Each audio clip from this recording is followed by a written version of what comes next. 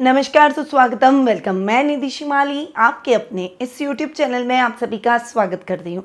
आज मैं आपके सामने कन्या राशि वालों का जुलाई माह का मासिक राशिफल लेकर उपस्थित हुई हूँ और देखते ही देखते 6 महीने निकल चुके हैं। नया साल कब आया और कब 6 महीने निकल गए पता ही नहीं चला। इन 6 महीनों में हमने कई प्रकार की उपलब्धियाँ हासिल की होगी, वहीं कई गलतियाँ भी की होगी जिससे असफलता और नुकसान की स्थितियाँ देखने को मिली होगी।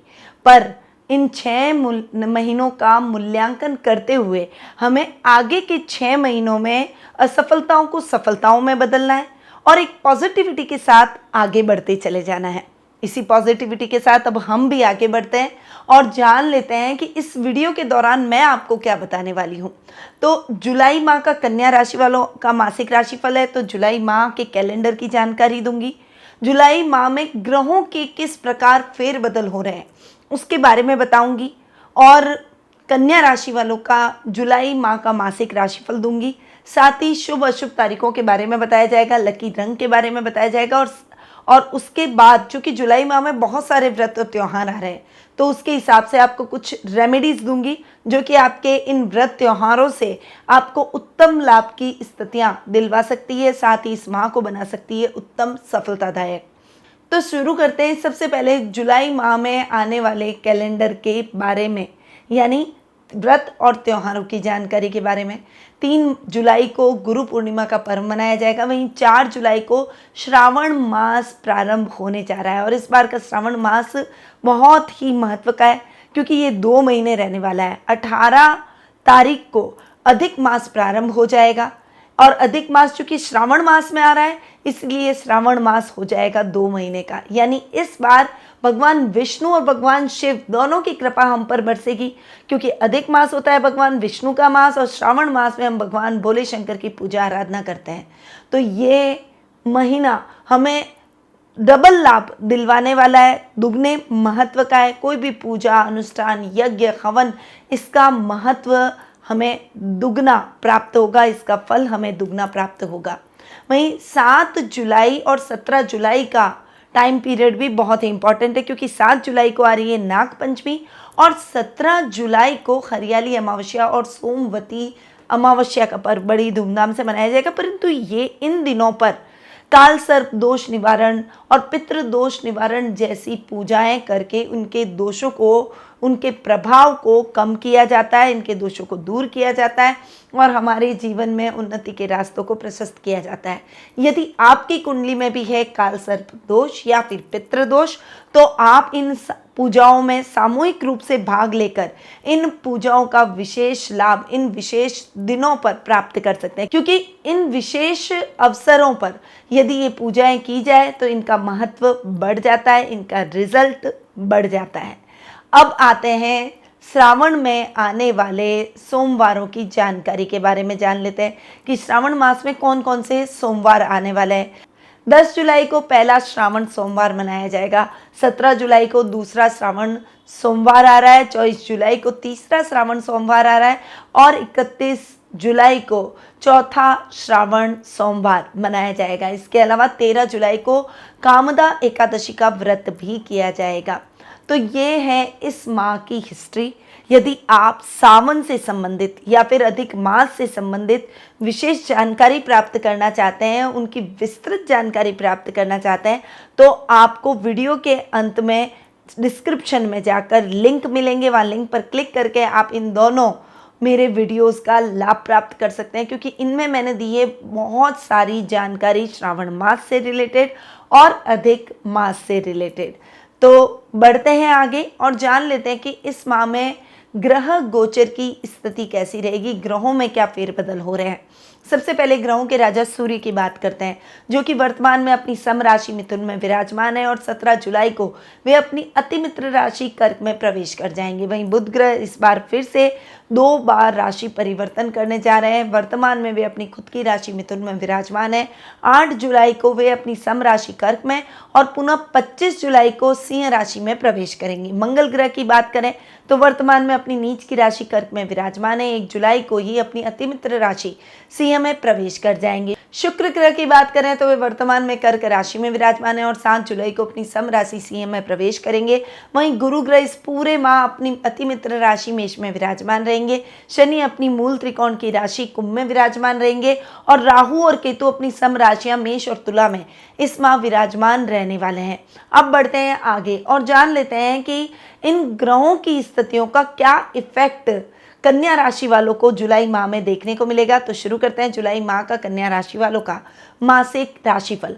और इस राशिफल की शुरुआत में मैं आपको बता दूं कि ये जो मैं आपको राशिफल दे रही हूँ ये चंद्र गणनाओं पर आधारित है और आपकी राशि और लग्न दोनों के हिसाब से समान रूप से प्रभावशाली भी है।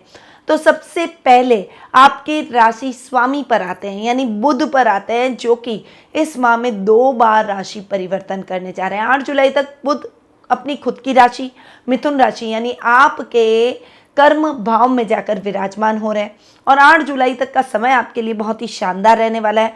उसके बाद 8 से लेकर 25 जुलाई तक बुध आ जाएंगे आपके लाभ भाव में और वहां पर भी लाभ की स्थितियों को उत्तरोत्तर बढ़ाते हुए दिखाई देंगे। यहाँ पर अगर मैं आपके लग्नेश यानी राशि स्वामी की बात करूं तो आपकी पर्सनैलिटी बहुत ही पावरफुल हो जाएगी। आप अपनी बुद्धिमत्ता से अपने व्यापार को अपने बिजनेस को एक्सटेंड करने में सफल होते हुए दिखाई देंगे। वहीं कई बड़ी बड़ी कंपनियों के साथ भी आपका कोलैबोरेशन होता हुआ दिखाई देगा। रिश्तों में भी आपका मान सम्मान बढ़ता हुआ दिखाई देगा। काम में इंक्रीमेंट प्रमोशन के पूर्ण योग बनेंगे। अधिकारी आपसे प्रसन्नचित्त नजर आएंगे। नौकरी पेशा लोगों के लिए भी ये समय उत्तम सफलतादायक रहेगा। आईटी फील्ड से जुड़े हुए लोगों को अच्छा लाभ प्राप्त होगा। सीएस अकाउंटिंग फाइनेंस से संबंधित जो लोग काम करते हैं उनके लिए भी ये समय उत्तम लाभ की परिस्थितियां लेकर आएगा। यहाँ पर आप अपने रिश्तों को भी अपने वाक चातुर्य से अपना बना लेंगे यानी कोई रिश्ते अगर रूठे हुए भी हैं तो वो भी इस माह आपके अपने बनते हुए दिखाई देंगे। वहीं इस समय आपकी जो भी इच्छाएं हैं वो भी पूर्ण होती हुई दिखाई देगी। आपके अंदर जो भी टैलेंट है वो टैलेंट जग के सामने जाहिर होगा और इससे आपके मान सम्मान और प्रतिष्ठा में वृद्धि होती हुई दिखाई देगी। तो बुध के रिजल्ट आपको आपके राशि स्वामी के हिसाब से बहुत अच्छे मिलेंगे। अब अगर मैं कर्म भाव के हिसाब से देखूं तो पहले तो कर्मेश अपने ही घर में स्वग्रही थे और भद्र नामक महापुरुष योग बना रहे थे। शानदार परिस्थितियां बुध की थी। अब बुध जब अपने से एक घर आ गए तो भी लाभ भाव में हर ग्रह अच्छे रिजल्ट ही देता है, कोई भी ग्रह खराब रिजल्ट नहीं देता और वैसे भी अपने से एक घर आगे बैठे हैं, इसीलिए बुध के रिजल्ट आपको बहुत ही अच्छे मिलेंगे। इस समय जो भी इंपॉर्टेंट मीटिंग्स होगी उसमें भी आप सक्सेसफुली उसको हैंडल करते हुए उसमें सफलता प्राप्त करते हुए दिखाई देंगे। आपको बड़े बड़े प्रोजेक्ट मिल सकते हैं। सरकारी कार्यों में आ रही बाधाएं आपके पिता की सहायता से दूर होती हुई दिखाई देगी। यहाँ पर सूर्य बुध के बुधादित्य योग का भी आपको लाभ मिलता हुआ दिखाई देगा। ये समय आपकी उत्तम सफलता को बढ़ाएगा, आपके मान सम्मान को बढ़ाएगा। छात्रों के लिए ये समय उत्तम परिणामों से भरा रहेगा। यदि आपका इस माह में कोई रिजल्ट आना है तो वो रिजल्ट आपके लिए प्रसन्नतादायक रहेगा, जिससे आपका कॉन्फिडेंस लेवल बढ़ता हुआ दिखाई देगा। तो ये है बुध के रिजल्ट। अब आते हैं द्वितीय भाव पर। द्वितीय भाव के स्वामी है शुक्र और शुक्र जाकर बैठे हैं अपने से 11वें। शुक्र का अपने से 11वां जाकर बैठना शानदार स्थितियां लेकर आएगा। धनेश का अपने से 11वां जाकर बैठना आपके लिए धन की स्थितियों को बढ़ाने वाला है।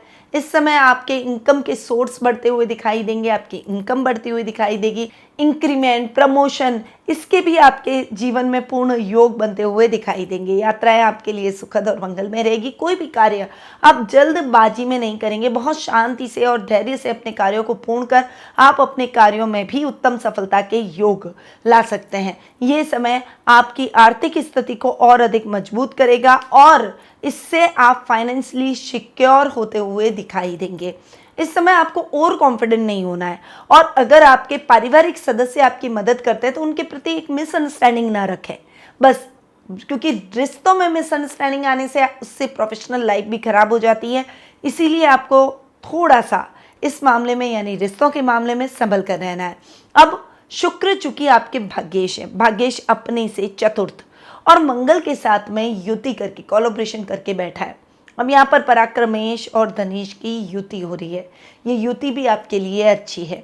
यहाँ पर भाग्य आपका साथ देगा, विदेशों से अच्छी अपॉर्चुनिटी मिलेगी। जो युवक युवतियाँ विदेश जाकर जॉब करना चाहते हैं या विदेश जाकर हायर एजुकेशन लेना चाहते हैं, उनके लिए भी कई रास्ते खुलते हुए दिखाई देंगे, कई सुअवसर मिलते हुए दिखाई देंगे। भक्ति भाव से भरे रहेंगे, धन कर्म के कार्यों में आपकी रुचि बढ़ेगी। प्राकृतिक स्थानों की यात्रा परिवार के साथ की जा सकती है। इस समय आप जो भी कार्य हाथ में लेंगे उसमें सफलता निश्चित रूप से प्राप्त करेंगे। कहीं पर भी कोई रिस्की काम में अगर इन्वेस्टमेंट करना हो तो कॉस्मेटिक कंपनी में, कपड़ों की कंपनी में आप इन्वेस्टमेंट कर सकते हैं, उसमें आपको लाभ मिलने के ज़्यादा चांसेस बनेंगे। तो शुक्र के रिजल्ट आपको भाग्येश और धनेश दोनों के हिसाब से बेहतरीन मिलेंगे। अब आते हैं पराक्रम पर, यानी पराक्रम भाव पर। पराक्रम भाव के स्वामी मंगल है, जो कि अपने से दशम जाकर बैठे हैं। मंगल का अपने से दशम जाकर बैठना, पराक्रमेश का अपने से दशम जाकर बैठना बहुत ही अच्छा। वैसे भी देखिए मंगल एक क्रूर ग्रह है, और जब मंगल 12th हाउस में बैठे हैं, 12th हाउस खर्च का स्थान है, तो वो खर्चों को थोड़ा सा नियंत्रित करेंगे, कर्ज की स्थितियों से भी आपको मुक्ति दिलवाएंगे। पर यहाँ पर आपके बल और पराक्रम में, पावर में भी वृद्धि होगी। यहाँ पर आपके बातों का लोहा हर व्यक्ति मानेगा। यहाँ तक कि आपके अधिकारी, अगर आप नौकरी कर रहे हैं तो आपके अधिकारी भी आपसे पूछकर सलाह लेकर आपके अपने कार्यों को करने का प्रयास करेंगे। इस समय आप सूझबूझ से और युक्ति से और साथ में बल का प्रयोग करते हुए अपने कार्यों को पूर्ण कर पाएंगे। राजनीति में आपका वर्चस्व बढ़ता हुआ दिखाई देगा। छोटे भाई बहनों के साथ में ट्यूनिंग बहुत ही बेहतर होगी। अब मंगल चूंकि अष्टमेश है और अष्टमेश अपने से पंचम जाकर बैठे हैं, तो ये समय आपके यात्राओं को सुनिश्चित करेगा, परंतु इस समय अपने सामान का विशेष रूप से ध्यान रखें और लंबी दूरी की यात्रा में खुद ड्राइव करके कहीं पर भी न जाए, इस बात का ध्यान आपको रखना होगा। बाकी ये समय आपके लिए उत्तम सफलता के योग लेकर आया है। अचानक धन लाभ के भी कई योग आपको, कई अवसर आपको मिलते हुए दिखाई देंगे। तो आपको मंगल के रिजल्ट ओवरऑल अष्टम भाव के हिसाब से, ओवरऑल पराक्रम भाव के हिसाब से बहुत ही अच्छे मिलेंगे। अब आते हैं सुकेश और सप्तमेश पर। अब सुकेश और सप्तमेश के रिजल्ट तो आपको ठीक मिलेंगे, पर यहाँ पर गुरु अभी राहु के साथ में बैठकर दब गए। हालांकि अष्टम में राहु ठीक रिजल्ट देते हैं, तो गुरु अष्टम में अच्छे रिजल्ट नहीं देते। अष्टम भाव इतना अच्छा नहीं है। गुरु एक सौम्य ग्रह है, साथ राहु भी बैठ गया जो गुरु के रिजल्ट को दबा रहा है। यहाँ शनि की तीसरी दृष्टि भी गुरु पर पड़ रही है, इसलिए आपको सोच समझ कर खर्च करना है। फाइनेंशियली बहुत संभल कर चलना है। आपको कोई भी कार्य ऐसा नहीं करना है जिससे आपके पेरेंट्स, आपके मित्र, आपके पारिवारिक सदस्य आपसे नाराज हो जाए या वो हर्ट हो जाए आपकी बातों से। तो थोड़ा सा रिश्तों में भी तालमेल बनाकर चलना पड़ेगा। प्रॉपर्टी से संबंधित कार्यों में थोड़ा सा सजग रहें, क्योंकि आपके साथ इस समय फ्रॉड भी हो सकता है। इसीलिए सोच समझकर ऐसे कार्यों को आगे बढ़ाने का प्रयास करें। इस समय माँ के साथ भी वाद विवाद की स्थितियों से आपको बचना होगा। अब गुरु चूंकि आपके सप्तमेश भी हैं, सप्तम भाव का स्वामी भी थोड़ा सा दबा हुआ है, इसीलिए दाम्पत्य जीवन में भी उतार चढ़ाव की स्थितियां आपको देखने को मिल सकती है। जीवन साथी के साथ मतभेद हो सकते हैं, कुछ छोटी छोटी बातों पर मिसअंडरस्टैंडिंग हो सकती है। इसीलिए यहाँ पर आपको बहुत ज़्यादा समझदारी से काम लेना होगा। छोटी छोटी बातों को बड़ा बनाने का प्रयास न करें और शांति से अपने लाइफ पार्टनर के साथ में बैठकर अपने मुद्दों को सुलझाने का प्रयास करें।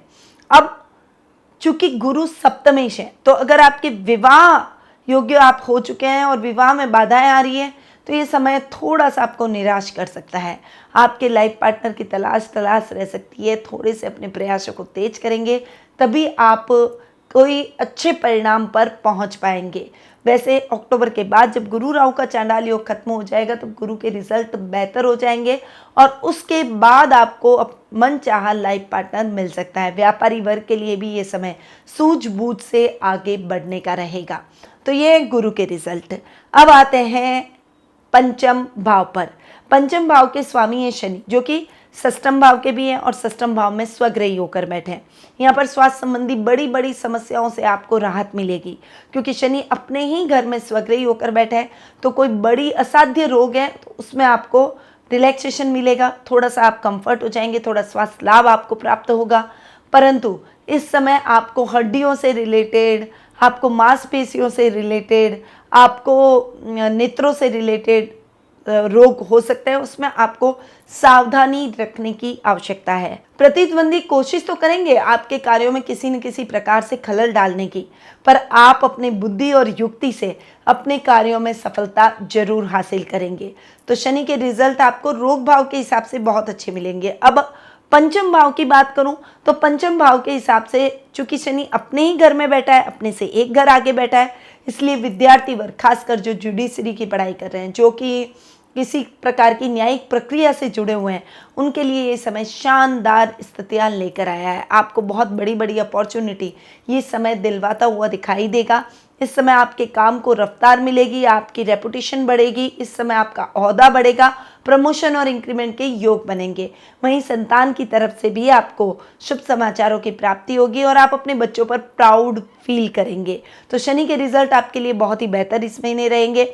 अब आते हैं लाभ भाव पर। लाभ भाव ऐसा घर है जिसके स्वामी है चंद्रमा और थोड़ा सा फ्लक्चुएशन से भरे रहते हैं, पर सूर्य यहाँ पर बैठा है, बुध यहाँ पर आ जाएगा, बुध यहाँ पर बैठा है, सूर्य यहाँ पर आ जाएगा, सूर्य बुध का द्वितीय योग बनेगा। लाभ के हिसाब से ये माह आपके लिए बहुत अच्छा रहेगा, उत्तम लाभ की परिस्थितियां लेकर आएगा। ओवरऑल लाभ में वृद्धि होगी, सर्कल और लेवल बढ़ेगा। इस समय आपके काम बनते चले जाएंगे, आपकी रेपुटेशन में वृद्धि होगी। छोटे भाई बहनों से तो सहयोग आपको मिलेगा ही, बड़े भाई बहनों का भी आपको पूरा साथ और सहयोग देखने को मिलेगा। आपकी समस्याओं को दूर करने में इनकी महत्वपूर्ण भूमिका रहेगी। इस समय जो भी यात्राएं आपकी होगी वो यात्राएं आपके लिए सुखद और मंगलमय रहेगी और घर में मांगलिक कार्यक्रमों की रूपरेखा बनेगी। वहीं खर्च भाव की मैं पहले ही बात कर चुकी हूँ। खर्च भाव के स्वामी है सूर्य, जो कि अपने से 11वें और अपने से 12वें बैठेंगे, परंतु 12वें जब बैठेंगे लाभ भाव में हर ग्रह अच्छे रिजल्ट देता है। सूर्य के ओवरऑल परिणाम आपको अच्छे मिलेंगे। यहाँ खर्च की स्थितियाँ थोड़ी सी नियंत्रित होती हुई दिखाई देगी, कर्ज की स्थितियों से मुक्ति मिल जाएगी, झूठे आरोपों से क्लीन चिट मिलती हुई दिखाई देगी। बचत योजनाओं में किया गया इन्वेस्टमेंट आपके बहुत काम आएगा और भविष्य के लिए आप कुछ तय योजनाओं का निर्धारण करते हुए और उन्हें इम्प्लीमेंट करते हुए दिखाई देंगे। तो ये है कन्या राशि वालों का जुलाई माह का मासिक राशिफल। अब आते हैं कुछ शुभ तिथियों पर कि कौन सी तिथियां यानी कौन सी डेट्स आपके लिए लकी रहने वाली है। इनको आप लकी नंबर की तरह भी यूज कर सकते हैं। तो वो है 1, 3, 7, 10 से 12, 16, 18, 20 से 22, 25, 27, 29 से 31 तारीख। अब आते हैं अशुभ तिथियों पर यानी अनलकी डेट्स पर। तो 2, 4 से 6, 13 से 15, 17, 19, 23, 24, 26 और 28 ये तिथियां थोड़ी सी ध्यान देकर आगे बढ़ने की है। अब आते हैं शुभ रंग पर। तो आपके लिए इस माह लकी कलर रहेगा आपके लिए रेड, सिल्वर, चटकदार जो कलर हैं वो आपके लिए बहुत ही अच्छे और लकी रहने वाली है। तो चटकदार रंगों का उपयोग आपको कोई भी शुभ या इम्पोर्टेंट काम में करना चाहिए। अब आते हैं रेमेडीज पर कि आपको इस माह क्या रेमेडीज करनी चाहिए। तो सावन के हर सोमवार पर चावल और गाय के दूध से बनी खीर बनाकर भगवान शिव को जरूर अर्पित करें। सावन के किसी भी सोमवार के दिन शिवलिंग पर सरसों के तेल से अभिषेक जरूर करें। गुरु पूर्णिमा के दिन साबुत मूंग का दान करने से पुण्य फल की प्राप्ति होगी। सोमवती अमावस्या के दिन पीपल का एक पौधा जरूर लगाएं और सोमवती अमावस्या के दिन पीपल के पौधे लगाने से पितृदेव प्रसन्न हो जाते हैं। कामिदा एकादशी के दिन किसी ब्राह्मण को पीला भोजन कराने से भी पुण्य फल की प्राप्ति होती है। तो ये उपाय आपको इस माह जरूर करने चाहिए क्योंकि इतने अच्छे व्रत और त्यौहार आ रहे हैं और इन दिनों पर अगर कोई भी उपाय किया जाए तो उसका विशेष फल भी हमें प्राप्त होता है। तो इन उपायों को अपनाकर आप अपने जीवन में सफलता को सुनिश्चित कर सकते हैं। परंतु ये उपाय मैंने आपको मासिक राशिफल के हिसाब से बताएं। यदि आप अपनी जन्म पत्रिका के माध्यम से अपने भविष्य से संबंधित प्रश्नों के उत्तर प्राप्त करना चाहते हैं, शंकाओं का समाधान प्राप्त करना चाहते हैं, अपने जीवन में कुछ उत्तम लाभ की परिस्थितियों के बारे में जानना चाहते हैं, अच्छे योग के बारे में जानना चाहते हैं या फिर वर्तमान में जो समस्याएं चल रही है उसका हल प्राप्त करना चाहते हैं, तो आप टेलीफोनिक अपॉइंटमेंट और पर्सनल मीट के माध्यम से मुझसे जुड़ सकते हैं। अधिक जानकारी के लिए स्क्रीन पे जो नंबर दिए गए हैं वहाँ आप कॉल करके या व्हाट्सएप करके संपर्क कर सकते हैं या फिर मेरी वेबसाइट panditnmshimali.com पर जाकर भी अपना अपॉइंटमेंट बुक करवा सकते हैं। अब मैं अपनी वाणी को यहीं विराम देती हूँ। स्वस्थ रहिए, व्यस्त रहिए, मस्त रहिए और हमेशा मुस्कुराते रहिए। जय श्री राधे कृष्णा।